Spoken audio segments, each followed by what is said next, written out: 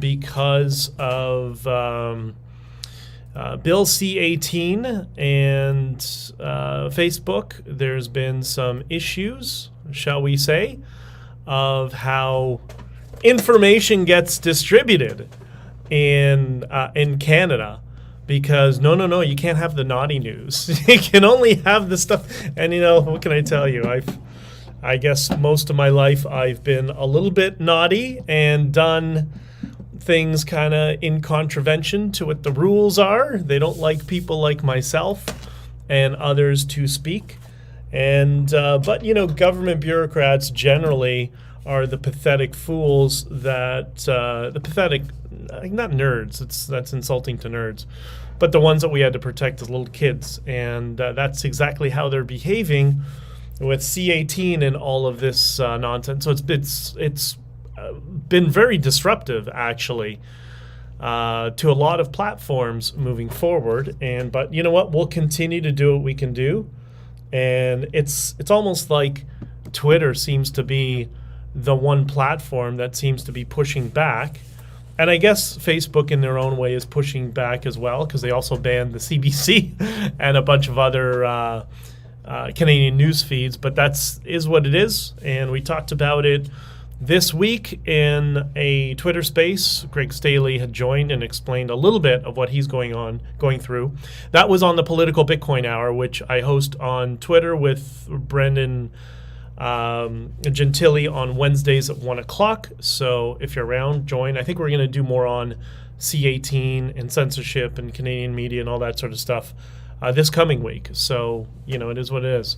Good morning, Jesse. It's good to see you, sweetheart. I hope Rocky is with you, and glad to see you. Beth, busy. To say it's busy, it's people don't understand. People don't understand, I guess. It's my schedule is quite difficult to be, keeping the wheels turning on the truck, plus all the other things that I do. Other little business projects that we're trying to launch off the ground, unrelated to all this stuff, and some stuff that is, and all the political backstabbing, fighting that, and all the messaging, and then interviews and all that sort of stuff. I'm not complaining. I'm quite enjoying myself, but it's just a lot of stress, Beth. So yeah, it is not stress, but it's just very busy. But I want to wish you all a good morning and an amazing morning to all of you, and welcome to the Freedom Coffee live stream, where we celebrate our freedoms that we have, and we work on expanding them in the future through different ideas and conversation and open dialogue. And we do that through two ways. One of which is, first, you got to get your cup of coffee or tea if you're in England. Oh, and by the way, I'll be in England, and I won't be drinking tea when I'm there. More on that later. You'll see me around, I'm sure, but I'll tell you more about that. And the other thing is, we get ourselves out of a state of anxiety and focus on positivity and focus on each other and all the good things in life, and all those annoying perceived stresses in our life. We kind of park them off to the corner. We'll deal with them strategically, like we deal with our politics strategically, but don't let it consume our lives, right? D2, what's up? Good to see you. Edge of Thought Ideas. Good to see you again. And you guys are all awesome. Thanks for joining. Yeah, it's a weird time because it's Saturday, it's afternoon, but like I said on the locals when I was just starting, I had a bunch of stuff to do this morning. I have a meeting coming up at, in about an hour from now with some people in the UK. And so I figured let's try to slot something in right now, and let's get us all together. Tomorrow night, Not on Record, releasing another episode of Not on Record, which is, Sunday nights at 8 o'clock. That's one of the podcasts that I'm not on, although I guest hosted once and I was a guest once. But that's one of the platforms that I help, that I'm working on, shall we say. And that's hosted by Joseph Newberger, criminal lawyer in Toronto, and Diana Davidson. And then some of the other people from the law firm will step in from time to time to give their opinions on stuff. So, and, it's really a good platform to kind of learn what goes on behind the scenes in our legal system, some of the processes, how things work for the layman, what is, why there are certain procedural matters with courts, which is going to be very important coming in the near future as you're going to start watching things regarding the Freedom Convoy and court cases coming up, and all these people that have been convinced into plea bargain after they've been exploited for fundraising. But what are you going to do? It is what it is. So yeah, I'll be in the UK and going there to do some interviews with some, well, I don't want to spoil it, but you'll find out. But I think things are, in general, I think for all of us, we're still stable, we're good. I see even the economies, when I was on with the macro guys a few weeks ago talking about how things have plummeted within transportation, but now we see a little bit of an uptake. So I don't know, maybe things are going to work out, but then at the same time, see some other indicators of some issues. So we'll talk more about the economy and macro investing and all that stuff in the near future. I posted something on Twitter and on Instagram. Some of you may have seen it. Beth, I know you saw it for sure. And that is, a little caption, a little meme, if you will. Memes often are sarcastic and funny, and that's why we like them. But I also like the ones that are positive. And this one was basically of a billboard on the side of the building that said, "Call me crazy, but I like to see other people succeeding. Life is a journey, not a competition." I'll repeat it again. Call me crazy, but I like to see other people succeeding. Life is a journey, not a competition. And I was amazed how many people, always with the positive messaging, it's so nice to see. There's so many people that engaged, shared, liked, sent me messages and all that sort of stuff. And that's something that's completely devoid of politics. Politics is not engineered for positive messaging. Either is the fake news, and which is why I try to do it. And I don't know. I believe that's true. I've always maintained that, life is a journey. It's not the destination, and to enjoy the ride. That's kind of the framing that I, did the messaging around the Freedom Convoy and all that stuff, that let's enjoy the moment while we're here as best we can, despite putting out all the fires and the chaos and all that sort of stuff. And I think if we all kind of adopted that sort of frame, then all of the things that we get, we get primed for by the media, that we have to have anxiety, we have to be stressed over, or whatever. I think that starts to fall by the wayside, and people go back to having perspective like we used to. Like, yeah, okay, there's always noise, there's always problems. That's the way life is, but we're not going to allow it to affect us emotionally. They're just, things that go almost on the to-do list of things you have to deal with or acknowledge at some point. Or as David Allen, the organizational philosophy that I started with many years ago, the 4 Ds: do it, delegate it, defer it, or delete it. That's all it is. That's all it is, with all the nonsense and the political nonsense too.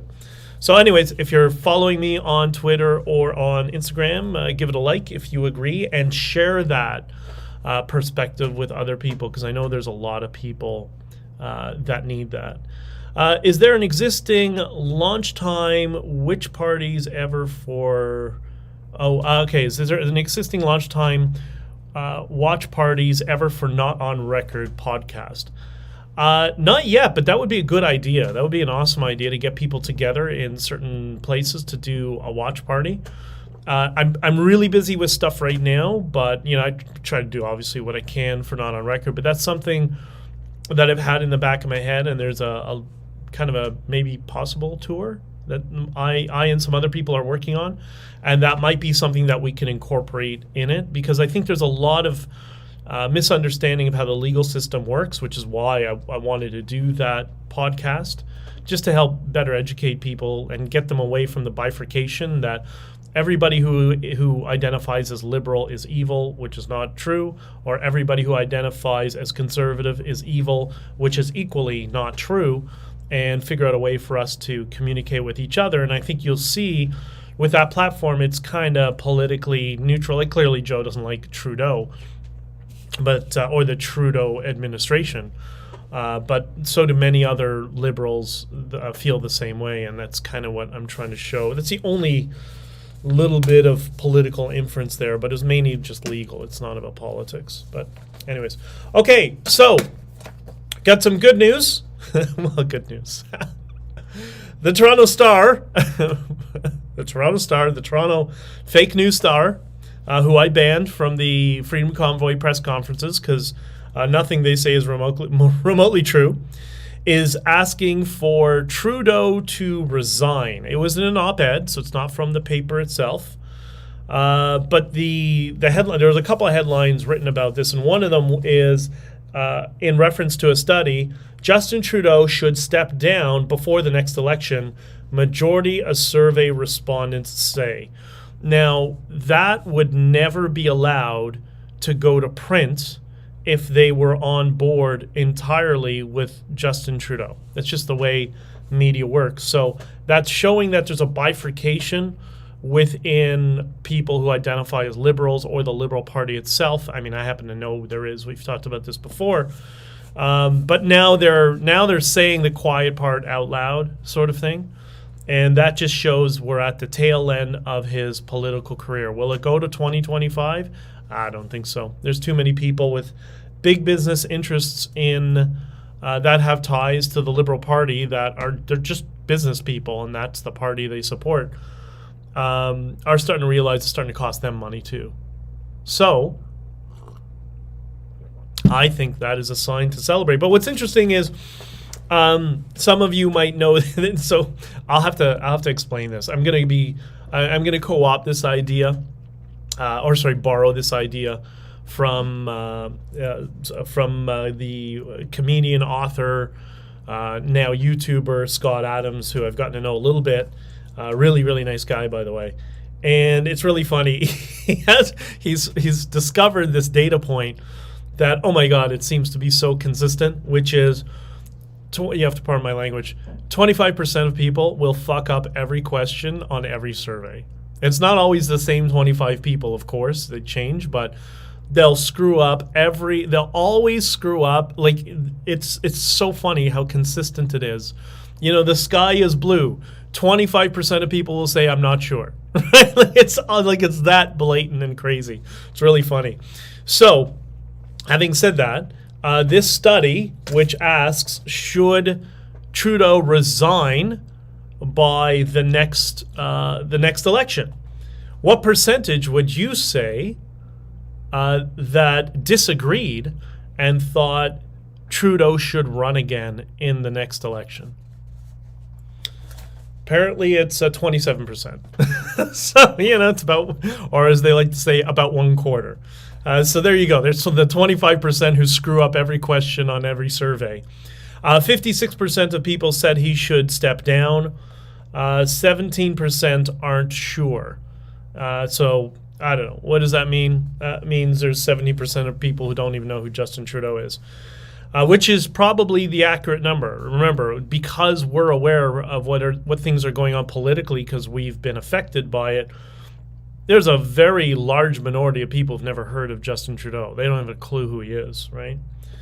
But anyways, that whole theme and that whole story would not have run in the Toronto Star, 6 months ago, 10 months ago, whatever. So it's a sign that things are going well.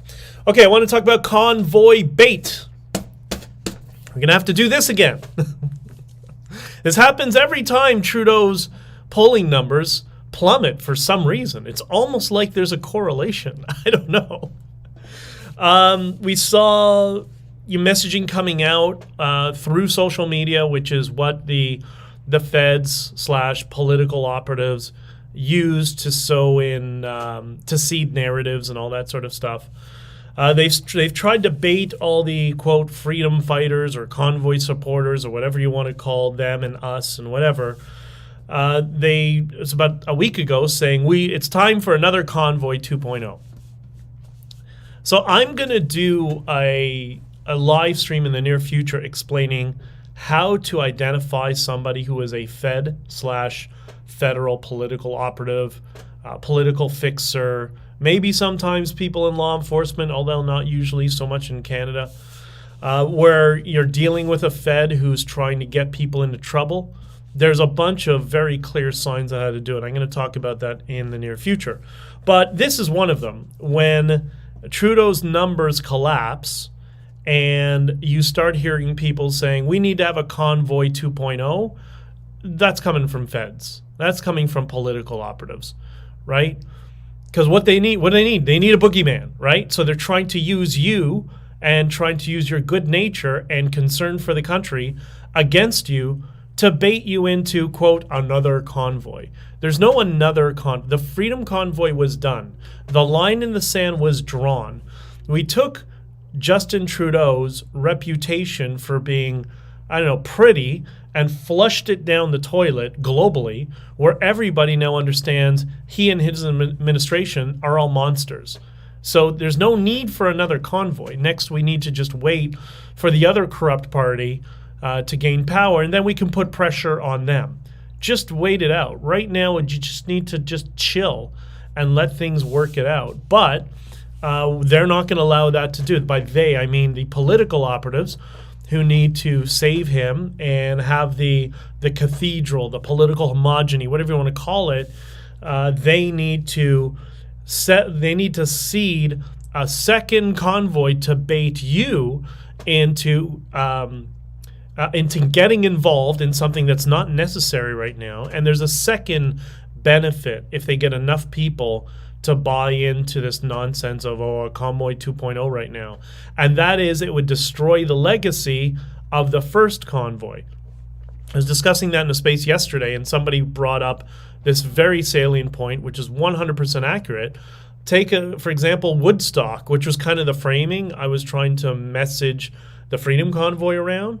Well, you saw the Woodstock 2.0, which was or Woodstock 2, which was 1999, I think. What happened with that? It was a complete disaster, and it almost completely destroyed the legacy of the original Woodstock, which is exactly what they want to do. They would love to have another convoy of truckers come to Ottawa, which we're not going to do, but they would love to have them come to Ottawa and become violent, right? Because then look, see? That's the boogeyman. That's everything that we said they are. See, look. Anyways, I'm getting ahead of myself. So, don't take the bait. Like I was saying throughout the convoy, do not take the bait. Do not take the bait now. There's no Convoy 2.0.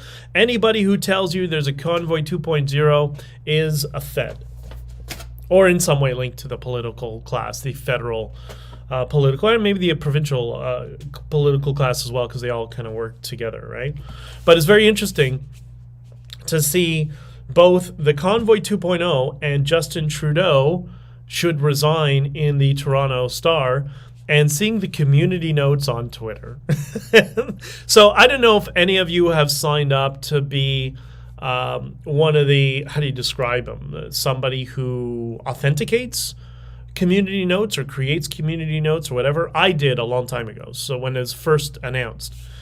So I periodically, when I have some time, will take 10 minutes or so and just go through a bunch of community notes that I've been prompted for to make some corrections and make some comments. And it's really funny to see all the leftist activists, the leftist political activists, trying to use community notes to manipulate the reader.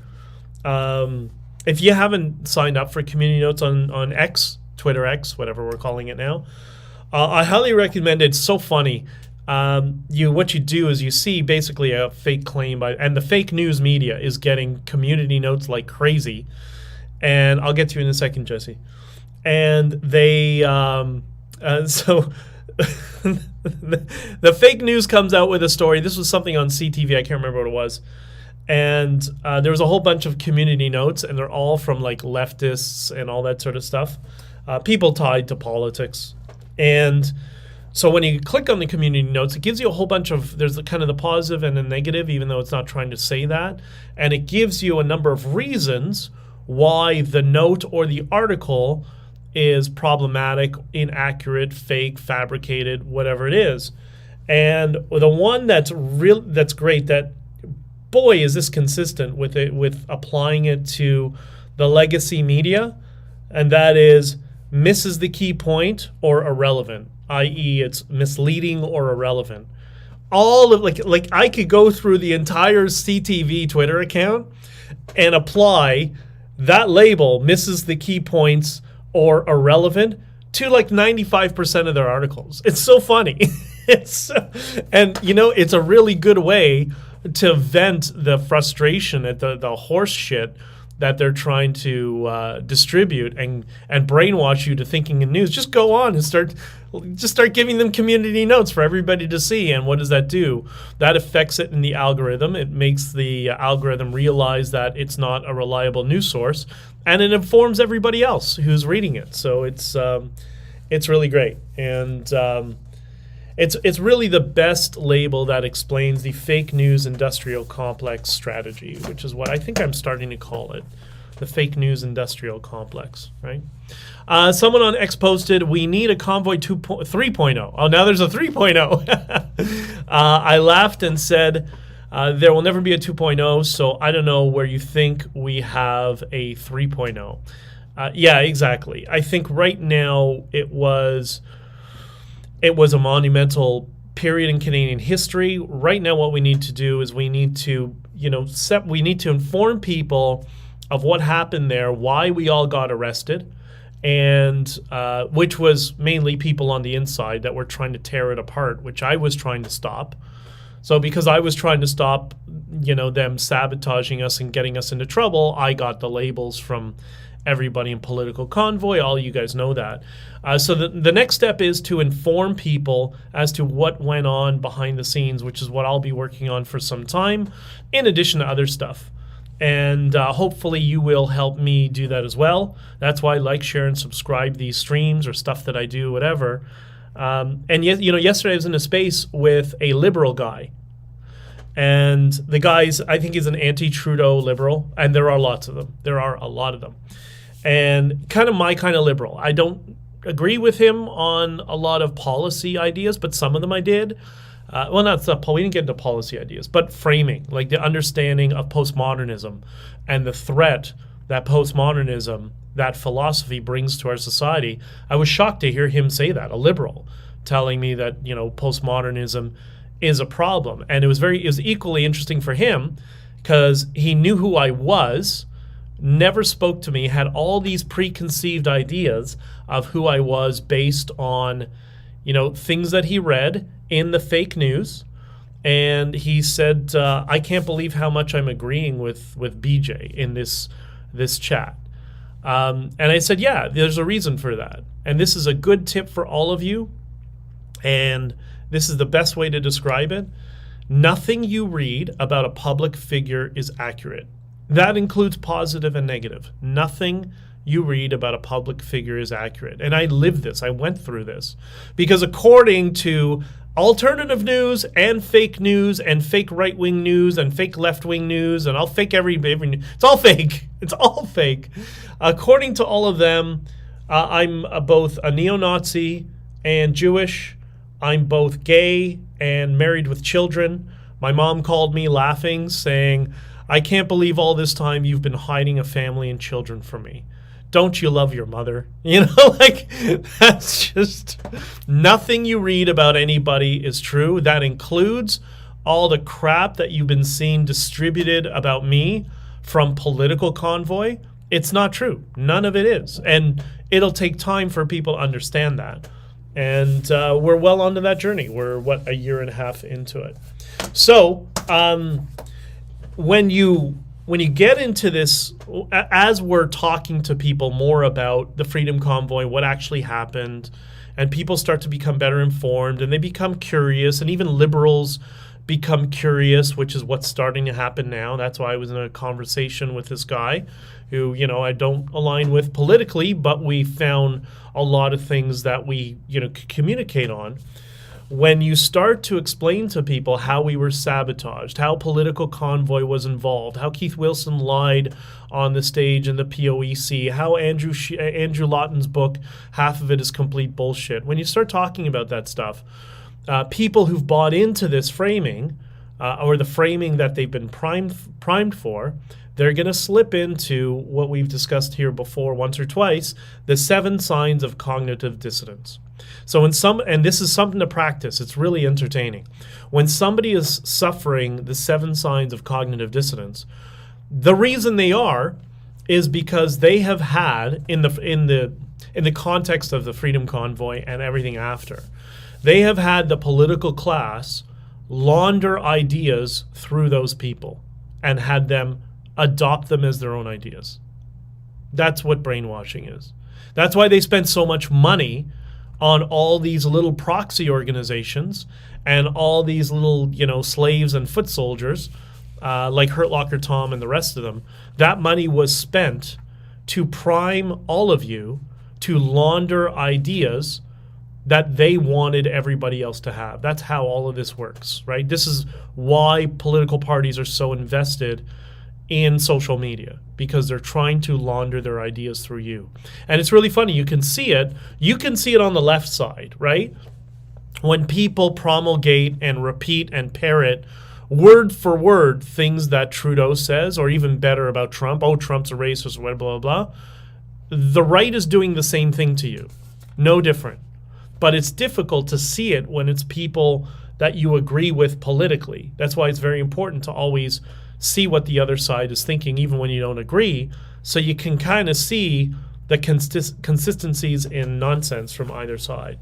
So the 7 signs of cognitive dissonance, for those of you who forget what it is, it's number 1, this is when you present an alternative, let's just say the truth, as opposed to the narrative that they've bought into in the context of the Freedom Convoy, right? And the narrative is, some grandmother from northern Alberta, just all on her own, started this convoy and brought all these truckers to take down, to go to protest Justin Trudeau, and then they arrested her and made her a political prisoner, right? You'll see by my tweet on Monday night, you'll understand there's a big hole in that narrative, right? But so when you tell people that what you've been told and understand is a complete lie, they're going to do one of these 7 things. These are the 7, and it's so consistent. It's so consistent. Number 1, they're going to change the topic. Number 2, an ad hominem. They're going to attack you. Oh, you're just saying that because, you're a liberal, right? Number 3, mind reading. They're going to project onto you. They're going to say, again, a variation of that. You're just believing anything because you don't like XYZ, right? Word salad. That's what Trudeau and ironically Keith Wilson does anytime he's asked a question you don't want to answer. It's just a word salad of nonsense. Number 5, they're going to give you an analogy instead of a reason, right? And they're going to say, it's like if a tow truck comes to pick up a car and blah, blah, like something that makes no sense. Not an analogy to support it, an analogy instead of explaining why what you're telling them is wrong. They'll say, number 6, it's too complicated to explain. So you explain data point A, B, and C that Greg Staley has uncovered about the Freedom Convoy. They'll say, I could tell you, but you just won't understand.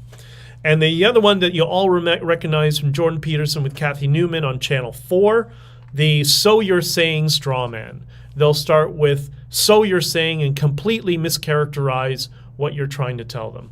Those are the 7 signs of cognitive dissonance. Be prepared for it. Get ready for it. Because when you understand that that's what's happening, it's really easy to continue in the conversation and not get emotionally invested and angry because you understand, they're just slipping into cognitive dissonance. Okay, I can pull them out by just asking them some, practical questions. So learn this list as much as possible because I think you're going to start seeing a lot more things coming out. Diverge Media is working on a documentary or a film or something like that. I think War Campaign has been talking about this from time to time. I try to watch them when I can, but I'm so busy, but I do watch them from time to time. I'm sure the National Telegraph will do something at some point, and all of these will affirm everything I've been telling everybody for the past year and a half, almost 2 years. And what's going to happen is people will lash out and try to attack you as a result. It's like when what's that woman's name? That grifter woman, Stacy something, Coder or something. Anytime I would type something that would completely tarnish their fake narrative, she'll go on Twitter and call me blowjob. I'm like, well, that's very very intellectual and very clever. Wow, somebody's struggling at debate tactics. I guess it's very interesting. So that's what they'll do. They'll do to you as well. And so I love when they project. Oh yeah, Jesse said, I love when they project. My answer is always, thank you for telling me what you think. Yeah, 100%. Edge of thought ideas. 2, ad hominem. 3, mind reading. Gaslighting, 100%. Number 4, word salad. Trudeau and Keith. 5, analogy. False equivalence instead of direct reason. Exactly. Number 6, too complicated to explain. Won't tell you. Number 7, straw man, so you're saying. 100%. Exactly. So, next thing I want to get on to, hold on, Beth's got a couple things. Not on record, may have been disappointed about any of the discussions there. Okay. Beth is talking about the podcast Not on Record, which is on YouTube, Sunday nights at 8 o'clock. She says, not on record. Have not been disappointed about any of the discussions. They are fascinating and informative. Yeah, and Joseph has done a lot of media, like legacy media, for many years. Again, it's in the context of a lawyer, so he's not doing political stuff, and he's just talking specifically about cases, and he tends to focus on false accusations, and that's what paired Diana and him up, because Diana was a fierce, how should we call her, a fierce warrior against Me Too. From the women's perspective. So it was really great. There are some to unite us and then to divide us. Stop focusing on the disagreements, focus on the similarities. Agreed, 100%. And that's within people who may have different political frameworks of us. The only people that unfortunately we have to focus on, it's important to focus on a little bit of division, the people who sabotaged us, right? You can't be the Canadian military, the analogy that Daniel uses. You can't be the Canadian military and know that you have CCP spies within your military and then just ignore it, right? We need to purge the people who sacrificed all those truckers and got them arrested, and then when fundraised around them and then kept the money for themselves. I mean, welcome to politics. This is exactly how politics works, right? Yes, agreed, Beth. The last thing I have on here is a little bit of Idiocracy. You're more than welcome, Jesse and Rocky. Jesse, Beth says hello to Rocky and hope you're all well. So a little bit of Idiocracy I saw while I was in the truck in the U.S. a couple of times. Will and I have spoken about it in the Discord. It's hysterical. When the Canadian wildfires were going on, I mean, we are so going down this path if we don't stop it. That's why we all have to speak out about this stuff. They have these digital signs they put up on the highways. This is predominantly on Highway 90 and I think the northern part of 81 and one highway in Pennsylvania. I can't remember which one it was. 81 is also in Pennsylvania, but another one. I can't remember which highway it was on. Anyways, they put up these, remember the Canadian wildfires were going on, and well, what happened? I guess it started to rain and it put out the fires, right?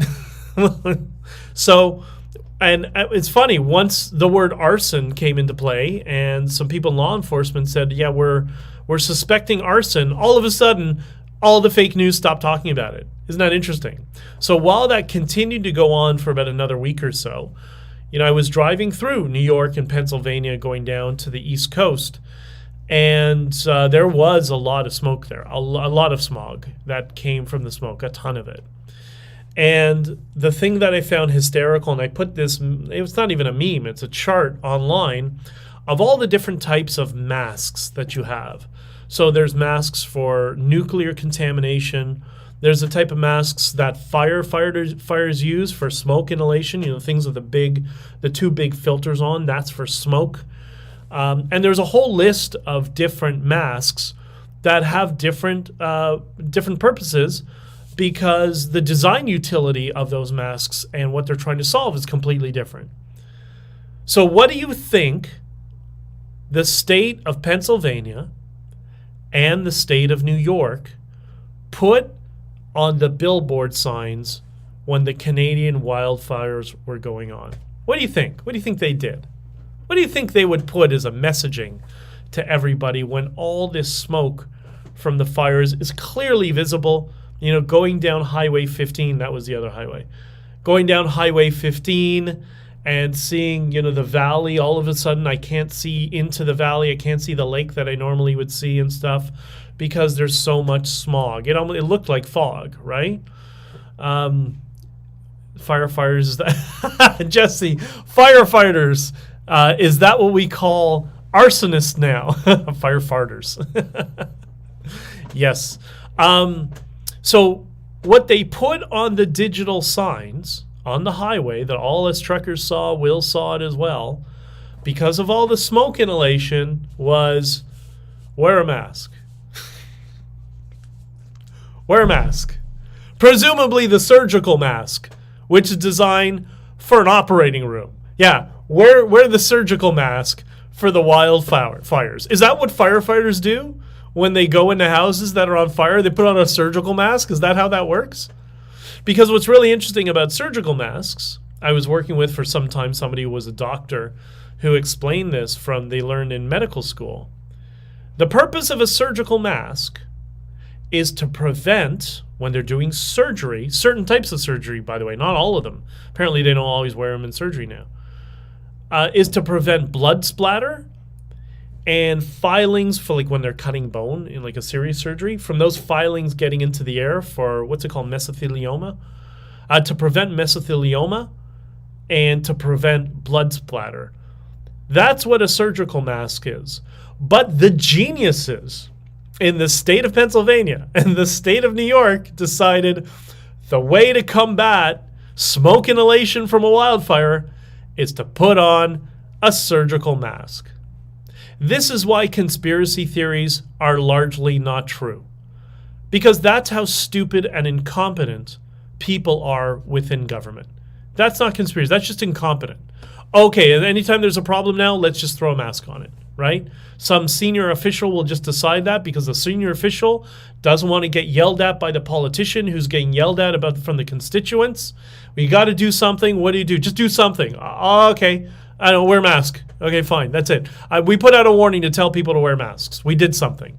So all the politicians and everybody can say, yeah, we did something. We informed the community. We reached out to the community to tell them that we were there for them. Wear a mask. Just completely ridiculous. Anyways, I'm sure we're going to see a lot more of that incompetence for the near future, and but it is what it is. And I think that's it. That's all I got on my little list for today, because I'm going to have to do this meeting in 15 minutes. Jesse, and yet Canada, they said masks won't help, in the same breath stating that they can't help from COVID. Listen, that's the problem. I think anybody who's honest in the medical field will tell you the problem was they deferred medical decisions to government bureaucrats. And, look, I get it. The fog of war, the first couple of weeks, people didn't know. I remember seeing those suspect videos from China of people just randomly falling over. Did you know that happens in China all the time, by the way? Yeah, that happens all the time. That there are people, like in all societies, strung out on drugs, drunk, inebriated in some other way, and people just, you go to any big city. Remember, in China, they have, 100 cities that have something, well, maybe not 100, maybe like 50 cities that have like 30 million or 20 million people. Like, they have massive cities. So you go to any massive city, like go to Buenos Aires. You want to see some crazy people? Go to Buenos Aires, or go to Sao Paulo, or go to New York City, right? Like, there's crazy people all over the place. That's just the way it is. Right now, we're just giving them government power. That's the only difference. But that phenomenon, I remember, because I was at that point, with somebody who was Chinese, that phenomenon of Chinese people just falling over, yeah, that's every day. That happens all the time in every country all over the world. So you can tell it's propaganda. But, it's the fog of war. It's the first couple of weeks. Okay, we'll try to, we'll try to be careful, and we'll use some hand sanitizer. Okay, fine. But then all of a sudden, the behavior from SARS in 2003 to COVID was completely different. And there was something up. And I had somebody who's an elected official tell me that, I don't know why we're doing any of this stuff. This makes no sense. We know this is all political nonsense, yet we're told by our leader we just have to go along with it. So it's just government incompetence. Lots of gross government incompetence. All right, I think that is it for now. For everybody who's going to be listening at night, because I know a number of you have told me, you've sent me messages that you listen to the audio podcast version of this. I hope you're having a nice walk with the dog or whatever you're doing, and thank you for listening and all your love and support and all your positivity and sticking by me, and understand that this entire time I've been doing nothing but sharing all the absolute truth with you. And the people who have been paying a lot of money to sell a lie to all of you will have their up and comings. It's going to take a little while. It's going to take a while for people to understand the truth, but we'll get there. We'll get there. And I hope none of you have endured too much stress as a result of that. That just kind of, unfortunately, this is what happens when you tell the truth, that all the knives, the opportunistic knives, come from all directions, not just to me, but they come to you as well. So I do apologize for that, but that's why we're going to focus on on a positive framework and work on improving things in the future and reaching out to more people.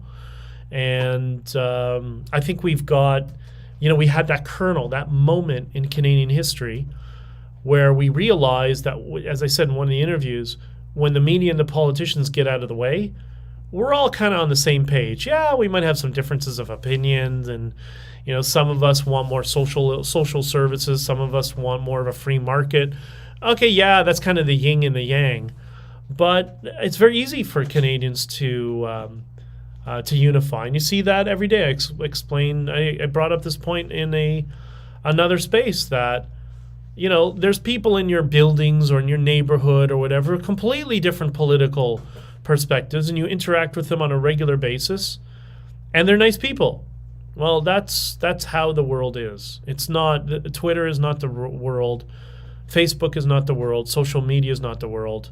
The world is when you're going out and talking to people. That's how we actually behave. Beth says, hold firm on the truth. I promise you I will, Beth. Keep up the good work, BJ. I continue to enjoy listening to your talks about things that may concern us, always with positivity.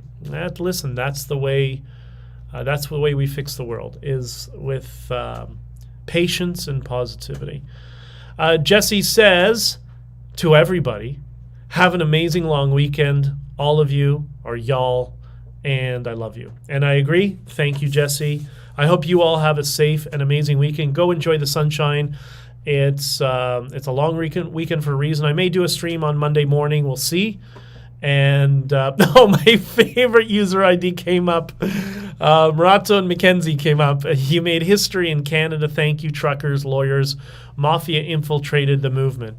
They did, and they still are. They're still trying. That's how they're trying to co-opt all these little, community and Facebook groups and whatever. But they're not going to be successful. They're going to fall by the wayside eventually, because at the end of the day, it doesn't cost a lot to sell people on the truth, because eventually people start to realize it's your subconscious. Your subconscious knows that what you're being told is a lie. And I think once we get over that hump, it's going to be a lot easier to unify all of us around the positivity of the convoy. What I'm trying to work on right now is liberals. I'm trying to get liberals who, there were some of them that didn't really understand the convoy, and because they didn't get any of the truth through their media sources.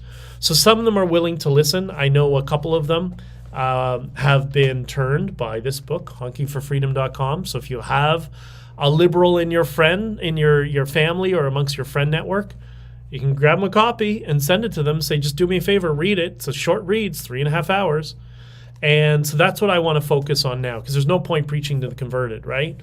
Let's get the people who are open-minded and curious, and let's tell them the truth, and so they understand why we were there, what went happen, and how it all ended. Listen, liberals will liberal and conservatives will conservative, right? Like, that's the problem with political parties, is they behave like cults. But I think also one of the problems we do, Jesse, is I talked about this yesterday, is I think part of it is when the conservative alternative media constantly conflates liberals with progressives, and the progressives are the loud extremists and whatever. And I think it works against us, because it doesn't allow people who are like old school liberals who, disagree with them, but they're harmless, they're not evil, they can at least talk about stuff. It forces them to be co-opted by the extremist progressive elements, and then that's how extremism will grow in the Liberal Party. That's how the Trudeau types gain control of it. It's because we need to start distinguishing between liberals and progressives. And that doesn't mean you have to agree with liberals, but it just means it's, Bill Maher is a good example. He has like 2 or 3 issues I agree with, and then everything else I think he's lost his mind, right? But you could see with the conversation with him and Jordan Peterson, they may disagree, but at least they can engage in a conversation. And that's what we need to have more of. So, all right. I love you all. I got to run. And Jesse, I'll see you in the Discord. I'll be around, and I will try to be doing a stream on Monday. And I'm leaving for England or the United Kingdom shortly after, and more on that later. All right. Have an awesome day, and be good to you.